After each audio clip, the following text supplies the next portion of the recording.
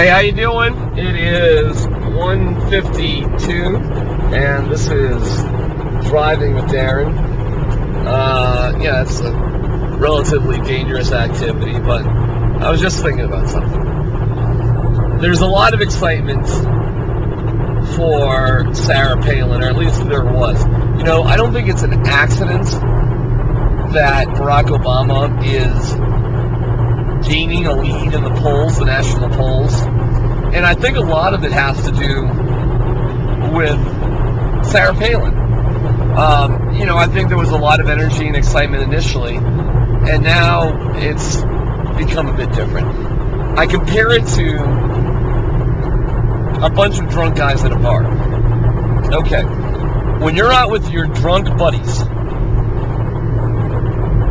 something might seem like a good idea at first, but when you get closer and closer for that reality to actually happen, the idea gets worse and worse. For example, hey, let's all go down to the high school track and run around naked. Yeah!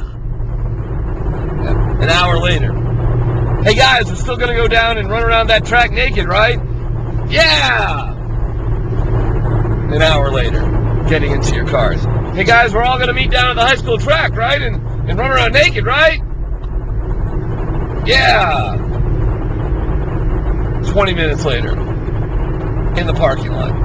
Okay guys, here we are in the parking lot. You ready to run around the high school track naked? You know, I'm going to go home. And I think that's kind of what Sarah Palin's been.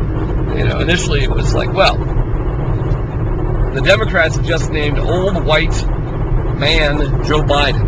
And don't forget, the Democrats didn't give the Republicans a lot of lead time to juxtapose Joe Biden, okay? They only named Joe Biden, minutes before the convention.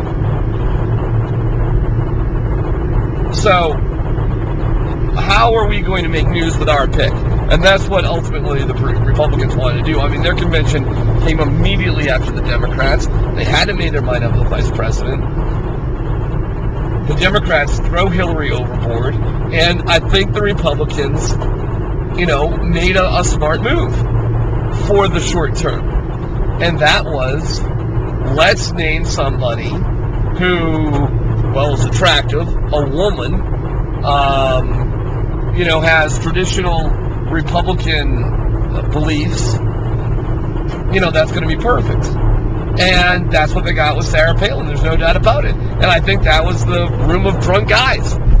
You know, let's name a woman, because the Democrats blew that, and we'll name her vice president, and she's like a real Republican anyways, and she hunts and stuff. I mean, this is going to be great. Yeah! And then, you know, a couple weeks later, it's like, well, you know, she did run Alaska, which nobody really knows that much about. And apparently she's got some sort of creepy situation with a brother-in-law. But she's still hot. Yeah. And then a couple weeks later, okay, she's being made fun of by every single comedian, and Tina Fey looks like she's smarter than Sarah Palin. She's our vice president. Yeah. And then on election day, I'm voting for Obama. So I think people, as they get closer, they realize that what the Republicans have to offer just ain't it, for a bunch of different reasons. And I really don't think people are, I mean, there are stupid people, like the woman that asked John McCain about Barack Obama being Arab. She's dumb. Listen, if you don't know enough about the candidates, John McCain and Barack Obama, you're more or less stupid. They've been running for president, both of them, for 2 years. John McCain's been running for president for 30 years. But actively running for president for 2 years. They've got lots of stuff out there on the old internet. You know, people say, I don't know what they believe in. You really just haven't spent time trying to find out what they believe in. Barack Obama's written 2 books. You know, I don't want to swamp your head or anything, but you can pretty well find out what their beliefs are by going through the old internet. That being said, there are still people 3 weeks away from the election who are undecided. And now I think as it gets closer, they realize that they're not quite as drunk as they used to be. This is Driving with Darren. It's 1:57. There it is right there.